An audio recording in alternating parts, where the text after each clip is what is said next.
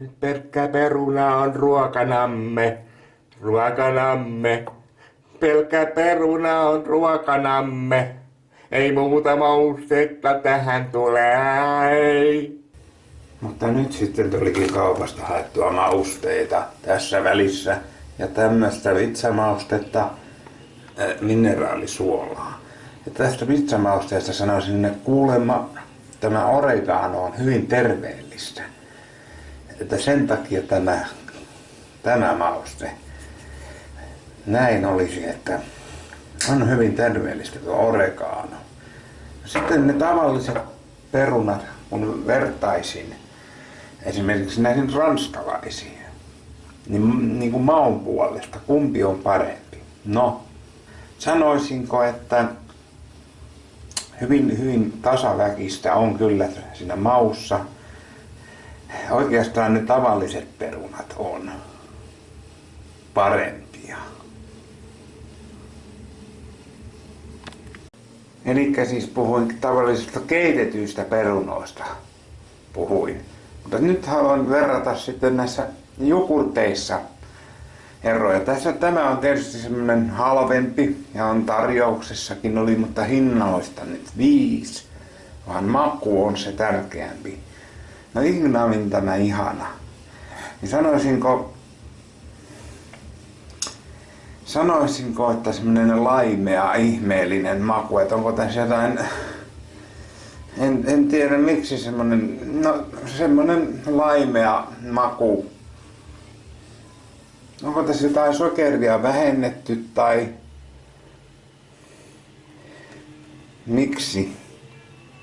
No tietysti vähäsokerinenhan on tietenkin terveellisempää, en siinä mielessä, mutta tämä on mun suosikki, eli puolukka. Joo, tämä on mun suosikki jogurtti ehdottomasti. No tästä tulikin sitten mieleen sanoa, että käytän puolukoita tämän kaurapuuron kanssa. Ja käytän siksi, että puolukka kuulemma auttaa, jos olisi esimerkiksi hiivaa suolistossa. Näin olen lukenut. Se auttaa siihen sen takia. Ja tosiaan kaura ei mitään monivilja kannata, vaan kaura on ehdottomasti niin kuin semmoista kuitua. Vaikka siinä niin ei ravintoa ole, mutta kuitua. Muistui mieleen, kun joskus testasin videollani tätä Sunrise Tomatoes Appetina Snackpackia. Siis YouTube-videossani. Nyt tuossa on ilmestynyt tämmönen Gold Awards-merkki. Se on onko se World Championship, eli voittanut jonkinlaisen kilpailussa. Ja kun katson sillä kaupan hyllyllä, niin muissa näissä vastaavissa Appetina Snackpack, niin ei näy tätä merkkiä ollenkaan. Ajatelkaa nyt, että miten tämä on mahdollista, että juuri tämä juusto on voittanut tämmöisen World Championship jutun. No hieno hommahan se. No sitten haluaisinkin vertailla punajuurisalaatteja. Ja tästä valitettavasti puuttuu nyt tämä etiketti. Joten minun täytyy sanoa mikä merkki tämä on. Tämä on semmoinen kuin K-menu. K-menu. Joku uutuus punajuurisalaatti oli K-kaupoissa. Niin tosiaan K-menu. K-menu.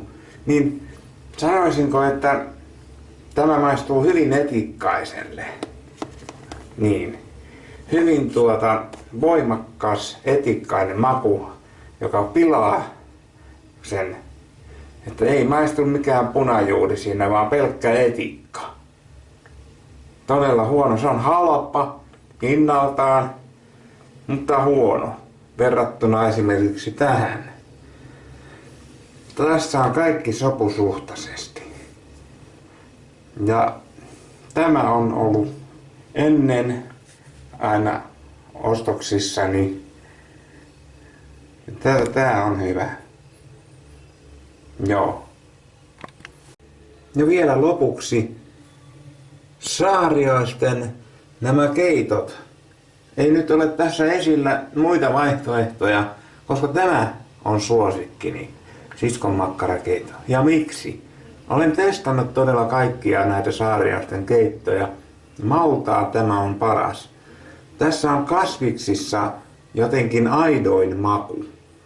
Siis ei semmoista teollista makua, vaan nuo kasvikset todella aitoja. Otti mitä muuta hyvänsä, missä niissä on kasviksia näissä muissa keitoissa, niin tässä on aidoin maku jotenkin vain.